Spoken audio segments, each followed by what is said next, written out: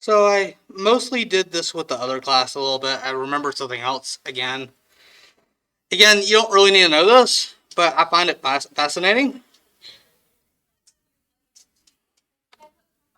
So again, there's a difference between the scientific concept of color and human vision. So why So remember where I showed you the one picture where they were the same color? One looked orange and one looked brown. Why? Why are we seeing two different colors?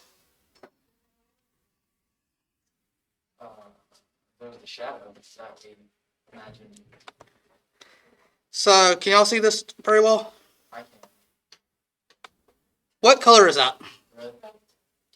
And if I make it darker, what color is that? Dark red. Dark red. So we don't really have a name for it. Now tell me if this appears to change. All I'm doing is, all right, let me come over here to this. So we have green, right? Some more yellow. Let's see if I can get. So we have green. If I darken it, dark green. If I lighten it, light green, right? So all I'm doing is slotting it. What color? So here we have red. And if I darken it, it's dark red. But tell me if you think it changes color. What color is that? Pink. But I'm not changing the color. That's the same color red. All I'm doing is changing how many lights are on. So all it's doing is decreasing the brightness of it. So if I make this darker, it's the same color red, but it's less red light coming to your eyes. So you can't see as much red. It's getting darker. So what happens to the numbers? This is changing the brightness of it. I'm basically turning on how many lights. So if I have a very dark, so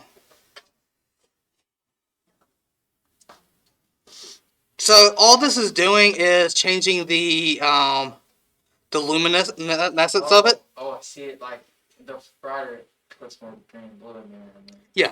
So all this is doing is changing how much light. But so this is still the same color. And then so like. But this is now looks pink to us. But again, if I go over here to green, again, this is the same color green all throughout here. I'm just changing how much green light I'm producing. So here, I'm not producing hardly any light, but there's a little bit of green light on. So it's a low brightness green light. It's a very dull light, but it's the same color. And if I get over here, again, same color, but now it's lighter. So we call this a light green.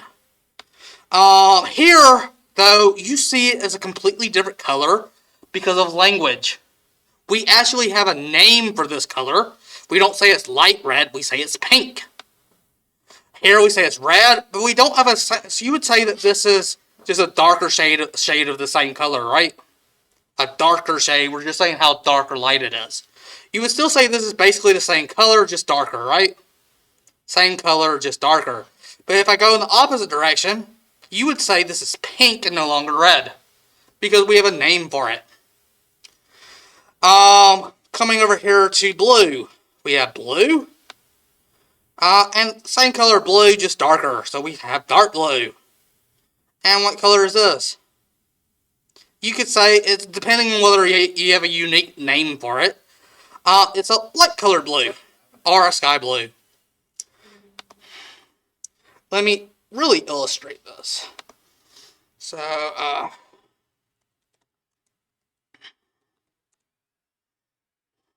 So, well, like our definition of color is not the actual definition of color. yeah, I'll make a point on this in a second.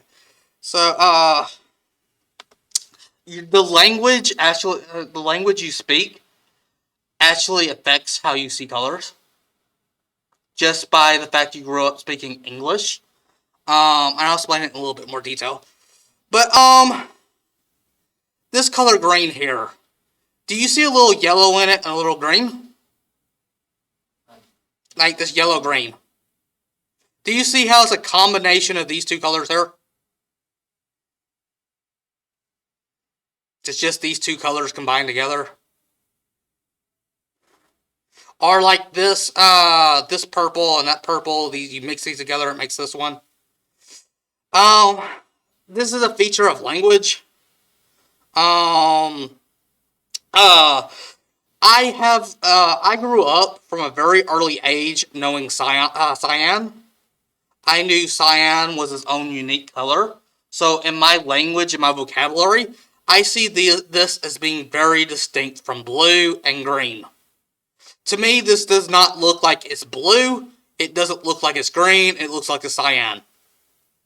This color here, I do not have a single word for it. I say this is yellow-green.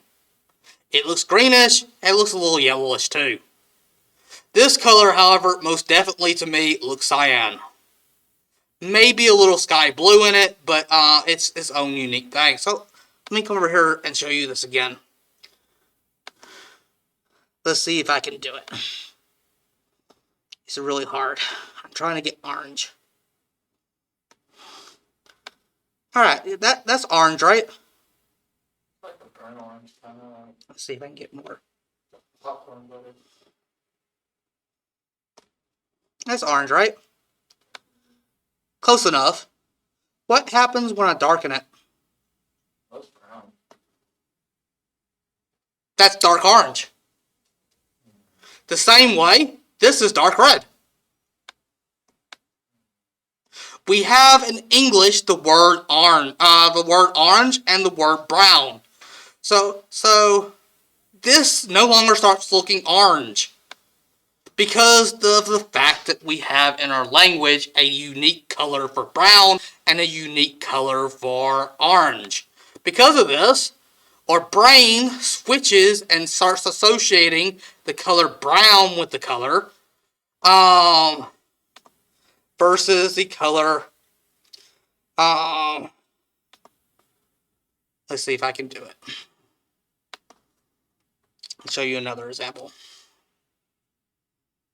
So all brown is just a darkened orange. Have you ever seen a brown light? No. So a flashlight, it always produces bright colors, right? You can't make a light that emits darkness. So there's no way to darken a light. You can make it more dim, but it's still producing light. Hence, there's no possible way to make the color brown with a flashlight because it's light. You can shine it on a dark piece of paper and it'll stop reflecting as much light and you see brown piece of paper, but you can't see a brown light. It'll always appear orange.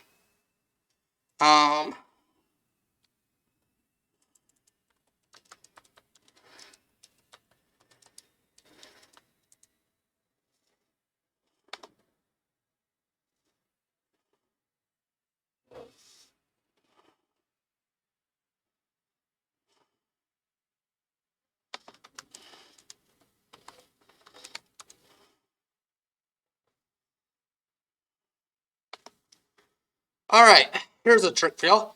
Can y'all tell which color is different from the rest? Yes. Which one is it? Blue one. Why can you see that there's an obvious difference in color right here? Is it a different color? Alright. Let's do the same experiment. Which one of these is a different color?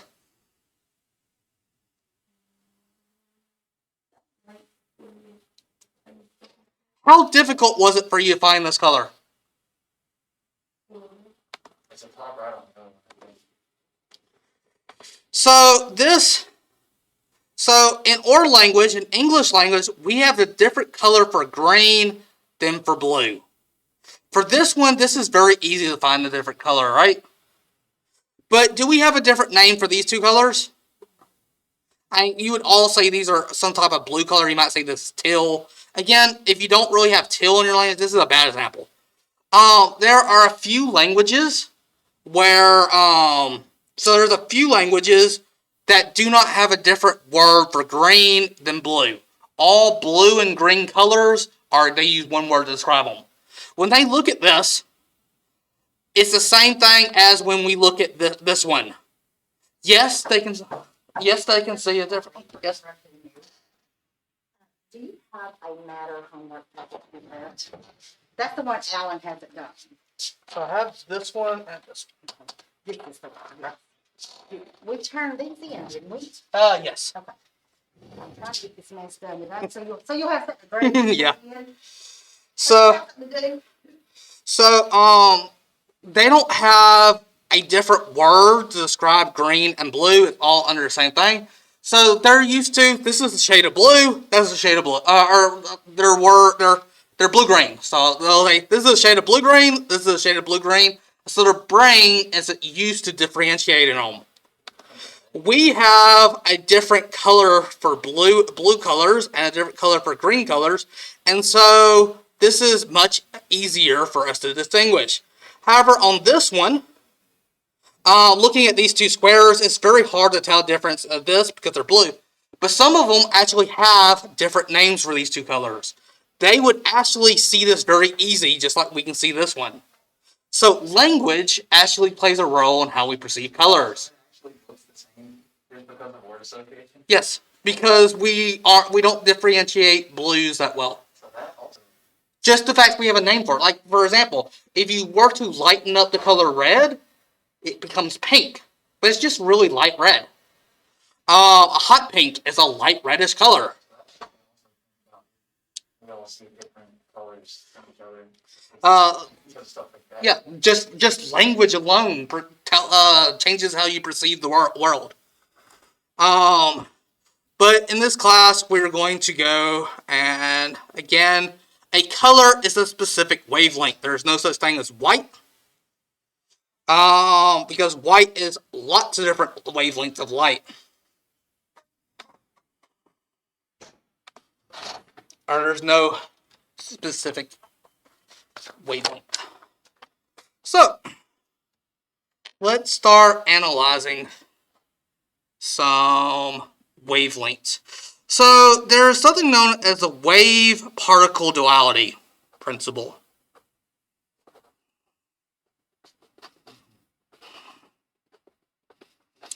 Light, when it's traveling, is a wave.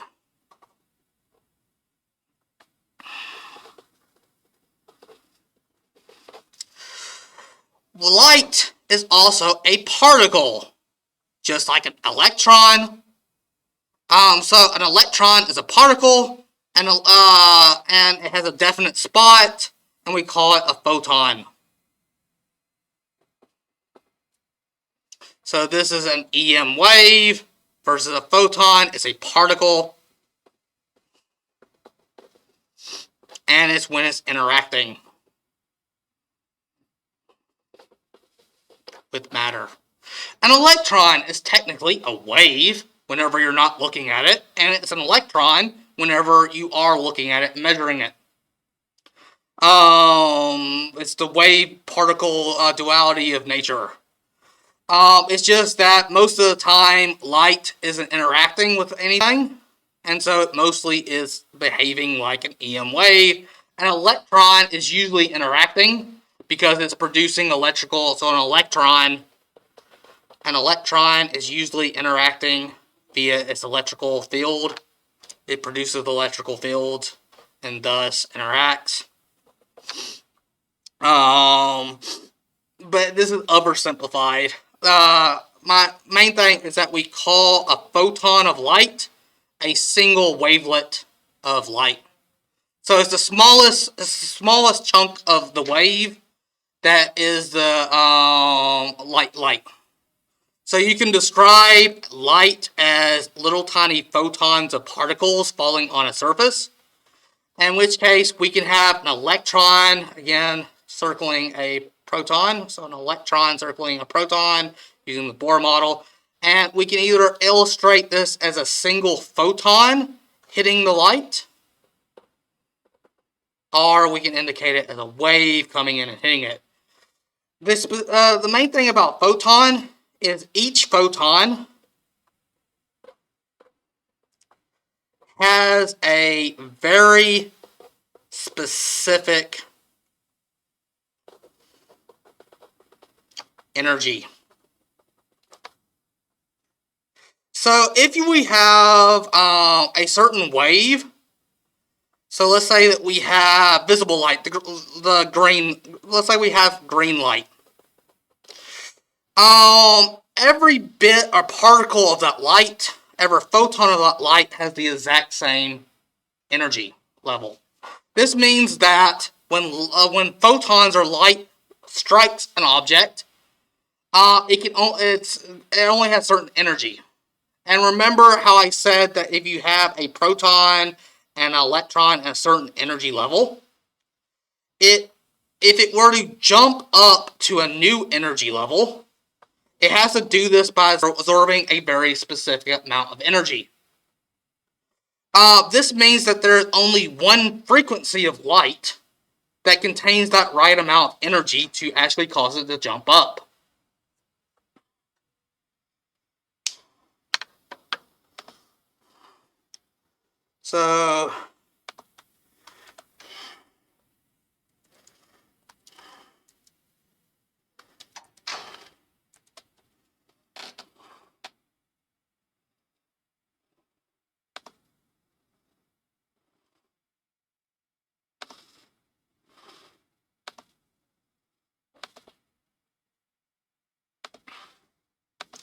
So if we were to look at hydrogen, which is why I've been drawing the most simplest amount of hydrogen, it can only either absorb or emit light that in the visible spectrum that is either red, the cyan color, this violet, or this darker violet. We probably couldn't see this one, it's almost ultraviolet. If you've ever burned hydrogen, have any of y'all burned hydrogen? Let's see if I can find a video of hydrogen burning. So how did the term purple even come about if violets are like the same color? Why? Because it's because if you look at the curve, about when you get over to the violet, it's because of this. It's like a violet crayon is like the same as a purple crayon too. It's like the same color. So if we look at our spectrum, we have the short one here, the medium here, and then the long one here. However, if you look over here at the violet range, so violet is between here and here, what we end up having is we have this and this. So it's about the set. They all trail to zero. And what happens is, let me actually look up a real picture. They're not quite. So color.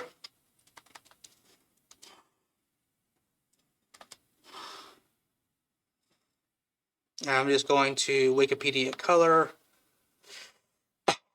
Then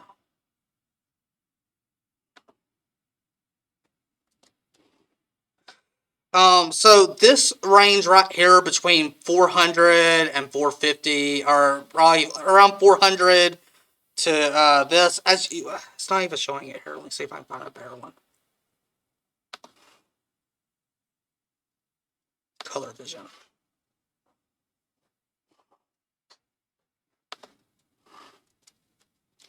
So once you get down to violet, which is about 400, you'll notice that it's almost no blue, but they're about the same levels. So if red and blue are firing at the same time, it looks purple.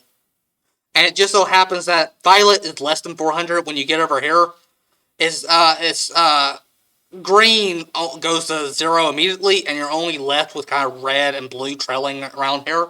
So that's the reason why we see purple and violet similar colors. And that's not really good right there. So the sudden purple is imaginary. It's real to us, but there's no frequency of light that's purple. It's just how color vision works.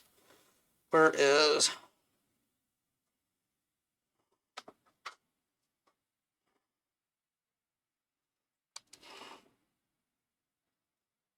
I hate whenever that does a transparent background like this. Oh, definitely can't even see it.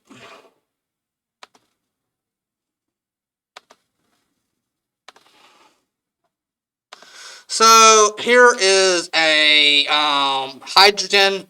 Usually the electron is here. If you were to bump the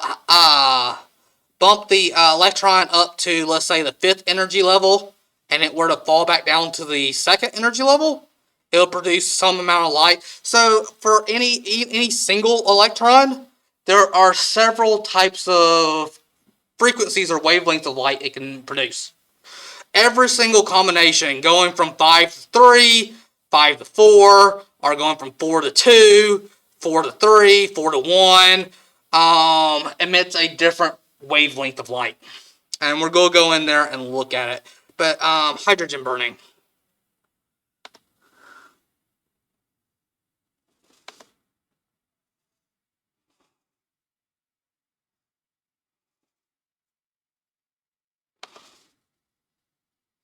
It has this really bright red color.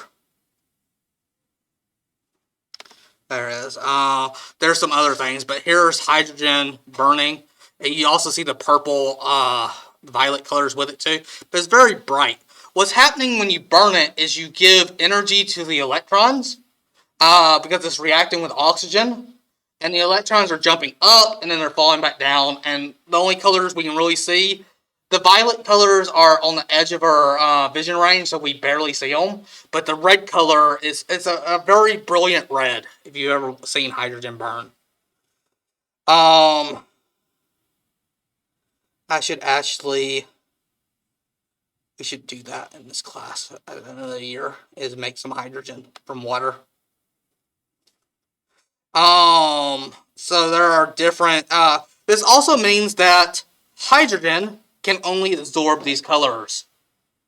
If you were to try to shine this frequency of color through a cloud of gas that has hydrogen in it, all this frequency would be absorbed by the hydrogen. All the other bands of colors would pass straight through it, or be reflected off, either one. This color would be perfectly absorbed into it. So it can either emit this color or absorb this color. The street lamps, when you're driving through Lufkin at night, you'll notice all of the lamps look orange, right? The street lamps all look orange. That is because they're sodium-filled lamps. What it does is it takes and heats up sodium until it turns into a plasma. And basically strips the electrons off the sodium atom. And if we look up sodium spectrum,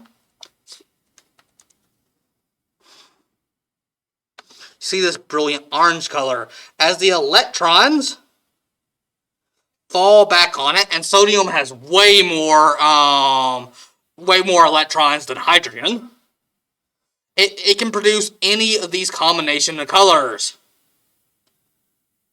The one that's most brilliant, or the one that's at least used in street lamps, is this specific one here.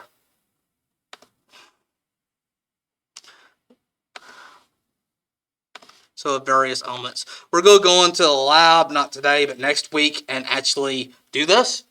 I have some glass tubes full of gases, and I'm going to run electricity through them.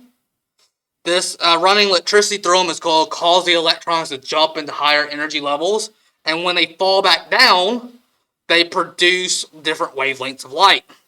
This is what these do. They're filled with a mixture of 3 gases. One that produces red.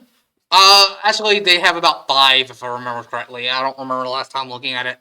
There's ways of separating the light out, and you can observe it. But they have a combination of different gases in them, and when electricity runs through them, it produces red, blue, and green. They mix together to appear white to us. But this is not producing all the colors. This only produces certain colors of light. So sodium produces a high amount of red and yellow, or orange, just like orange and yellow. Some blue in there, but for how the street lamp work, they mostly operate in this way range. That's why it has a yellowish, orangish tint to the sodium-filled lamps.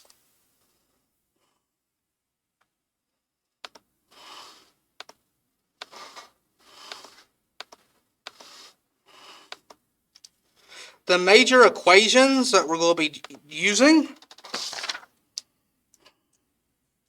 since all of these we'll assume is a vacuum, we have speed of light is equal to frequency times wavelength. So speed of light, which we'll use the value 3 times 10 to the 8 meters per second. Frequency in hertz, and wavelength in meters. The letter's called lambda, right? Yes. We will also use energy is equal to Planck's constant. There's the Anglicized pronunciation of Planck, which is Planck. I often switch between them. In German, it's pronounced closer to Planck. So energy, which is measured in joules, or capital J. Planck's constant, named after the physicist Planck. And I usually have this memorized.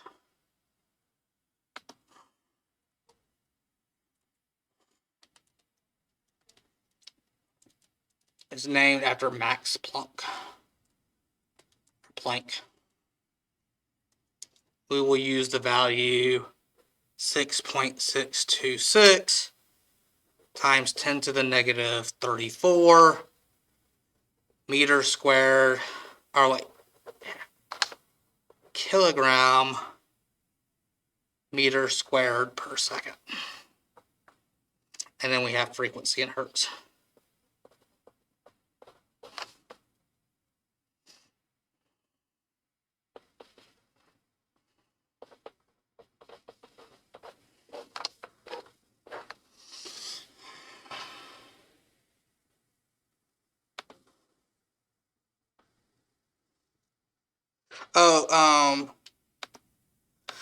One thing that's confusing, by the way, if you look this up online for help or anything, you might see them use, so I use F for frequency.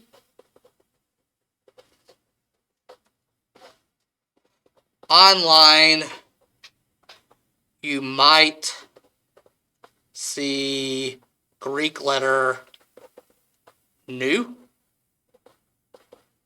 And do y'all know what the Greek letter nu looks like?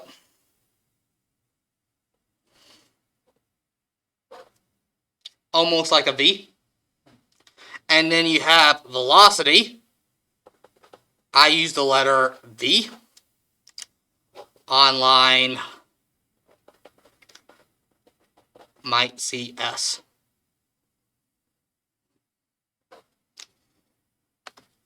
Which is very confusing. Sometimes you might see V for velocity and nu for frequency. You don't really need to know that, especially if you're not going to look up anything online. So,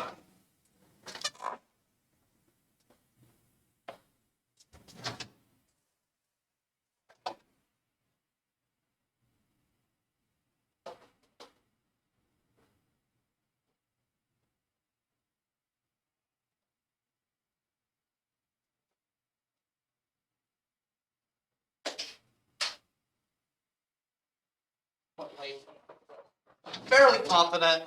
Let me make sure to get y'all.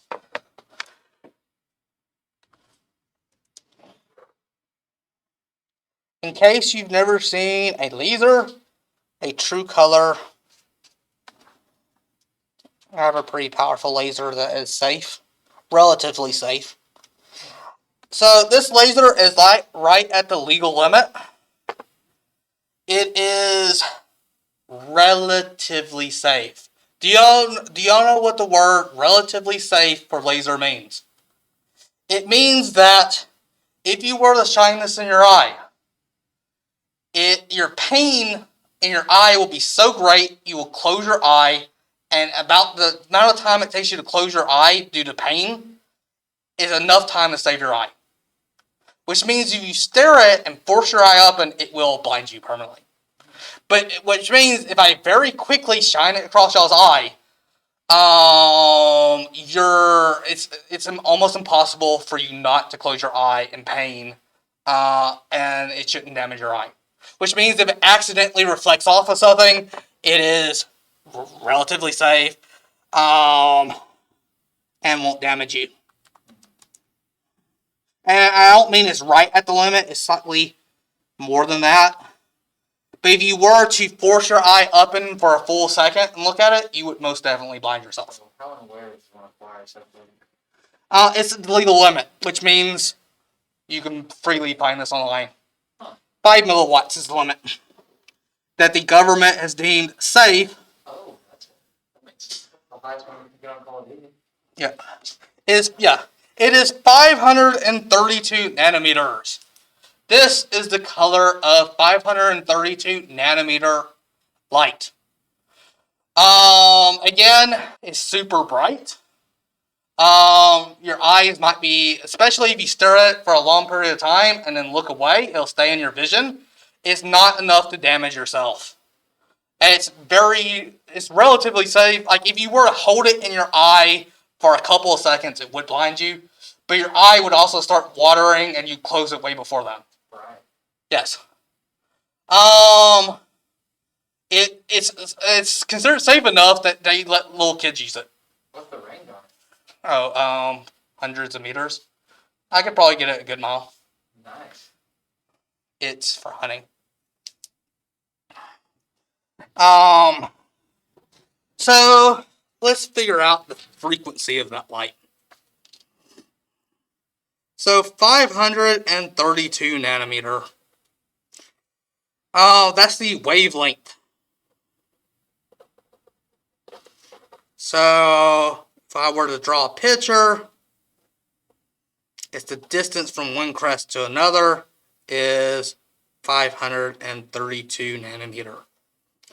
So lambda is equal, and we usually want lambda to be in meters. You can use improper scientific notation to simplify this. So 532 times 10 to the negative 9 meters. That's our wavelength. The nano means times 10 to the negative 9. Note, this is improper scientific notation. You should really write this as 5.32 times 10 to the negative 7, but I always use improper. This is proper. You just replace the n with times 10 to the negative 9. Makes it simple. We know that the speed of light is 3 times 10 to the 8 meters per second. And we can figure out the frequency of that light.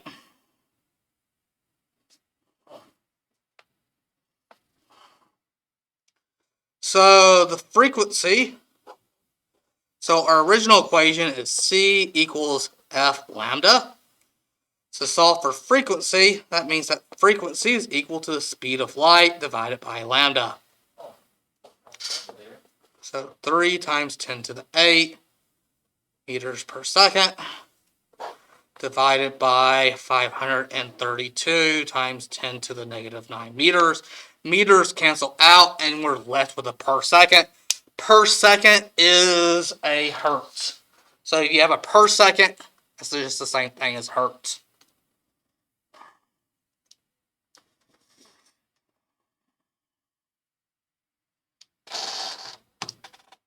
So that means that the light waves are oscillating 5.6391 times 10 to the 14 times a second.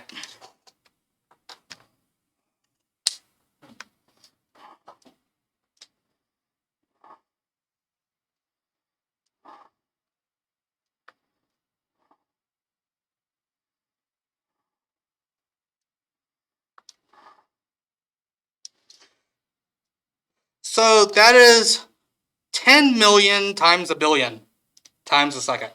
So a million billion and 10 times that times a second. 10 to the 14th. That is a crazy number. We can also figure out how much energy each photon has. So the energy of a photon of that laser would be equal to Planck's constant times frequency. So 6.626 times 10 to the negative 34. And we can plug in the frequency we just had. Frequency is, you can either plug in the frequency or C over lambda. Either one. And this will tell you that each photon of light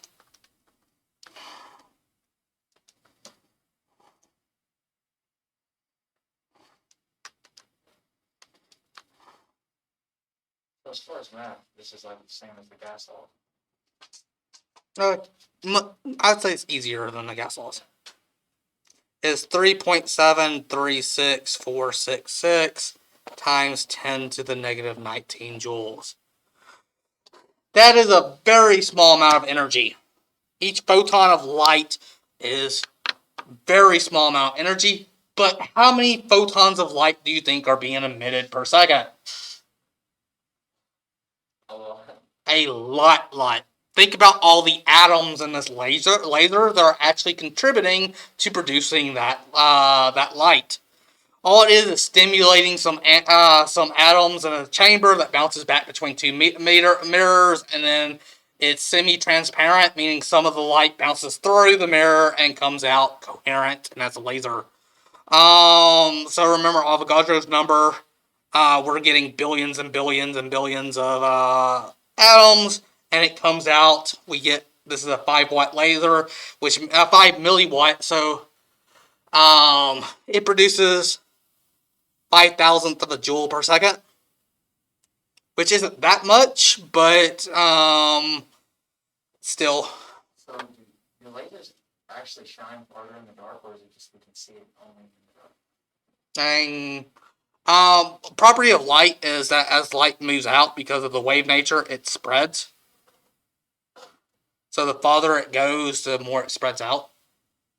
So, but like if it's daytime and you shine that laser, you wouldn't be able to see it as far as if it was pitch black outside. That's because your cones are working more during the day, and your rods are more sensitive at nighttime. So then it probably And other things too, other reasons. You can. So, how many photons of light can your eye see? What's the smallest amount of photons that your light can detect?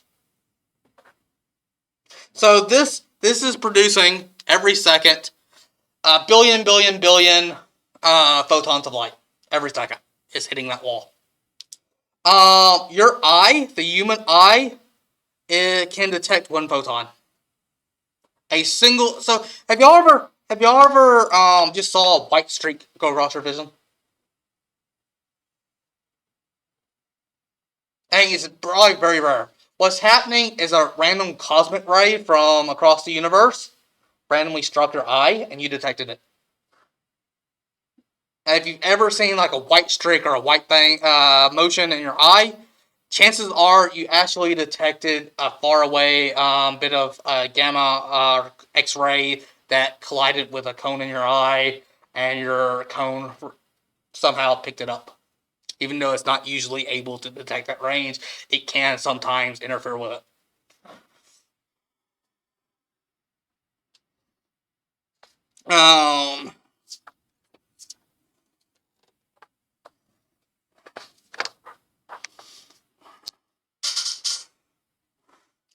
So, what's y'all's favorite radio station around here?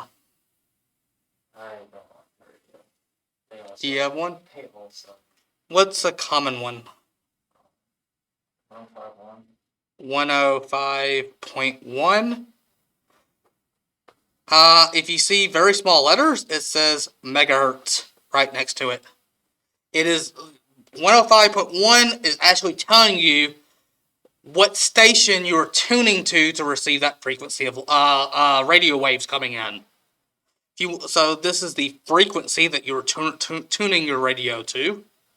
So the frequency is equal to 105.1 mega is times 10 to the 6 or million hertz. We can figure out the wavelength. So C equals F times lambda. Solving for wavelength. Wavelength is the speed of light over F. So 3 times 10 to the 8 meters per second over a hertz, and a hertz is per second, so per second and per second cancel out.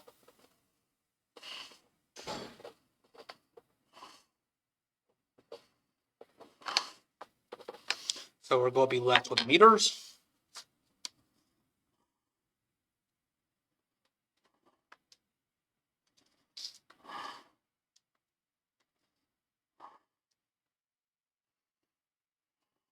So we have 2.8544 meters.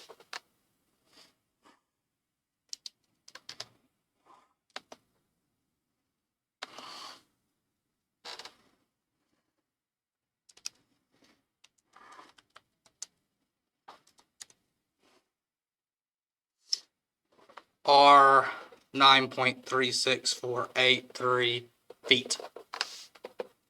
A little under 10 feet. So the actual radio waves, when you tune into this frequency, are about on the order of 10 feet.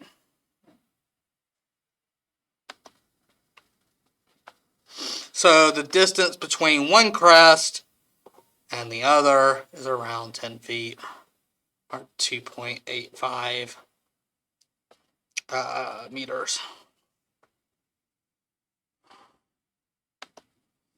I've already calculated it for microwaves. Microwaves operate at 2.4 gigahertz.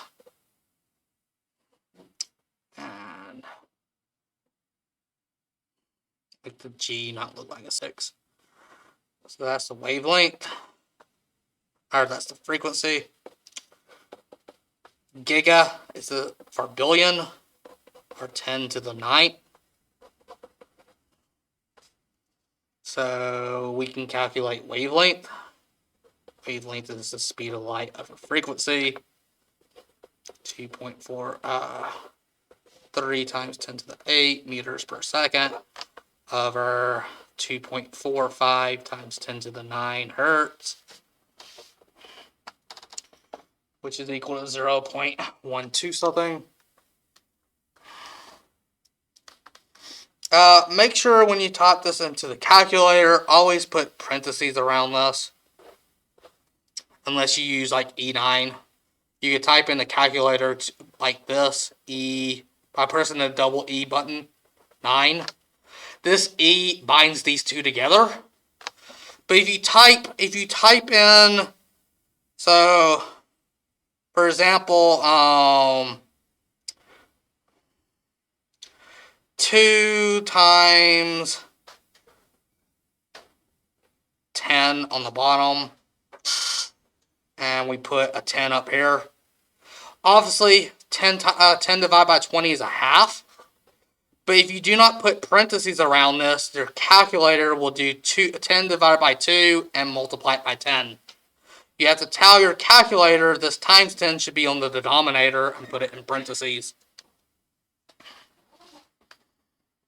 So this is equal to 0.12245 meters. A little over 12 centimeters. We can calculate the energy. Energy is equal to Planck's constant times its frequency.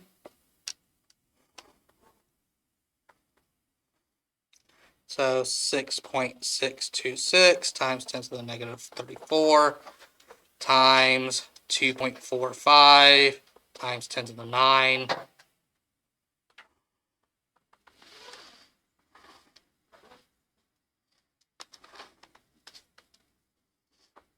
And we get 1.62337 times 10 to the negative 24 joules.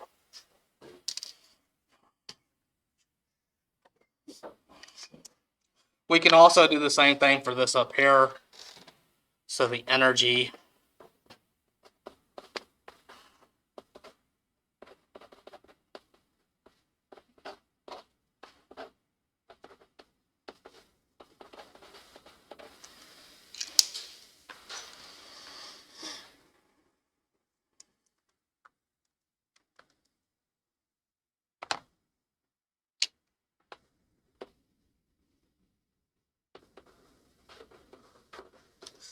It's very hard for us humans to understand these numbers.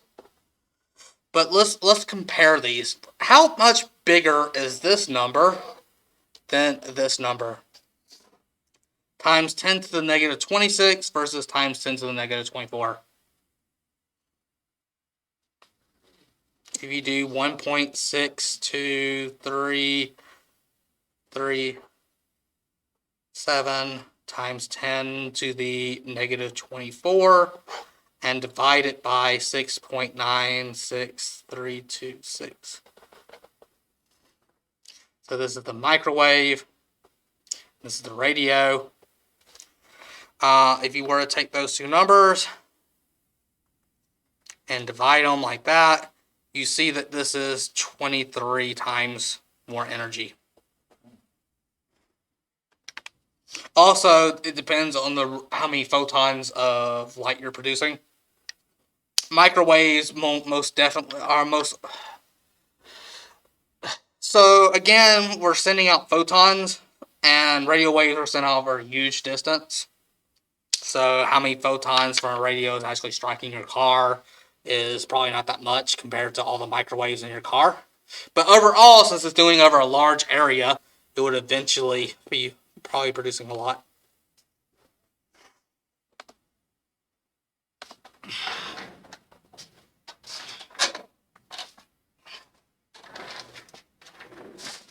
I suggest you do these on another piece of paper and just staple it to it. Or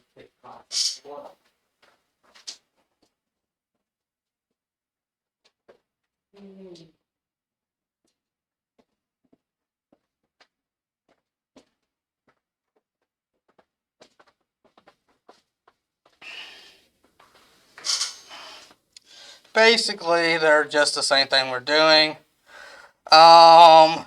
Calculate wavelength when you're given frequency, and so on and so on.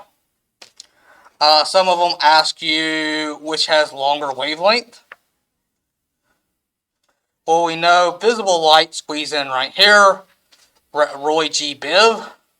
So red is closer to infrared, the violet is closer to ultraviolet. As we go left to right, we increase in energy, and we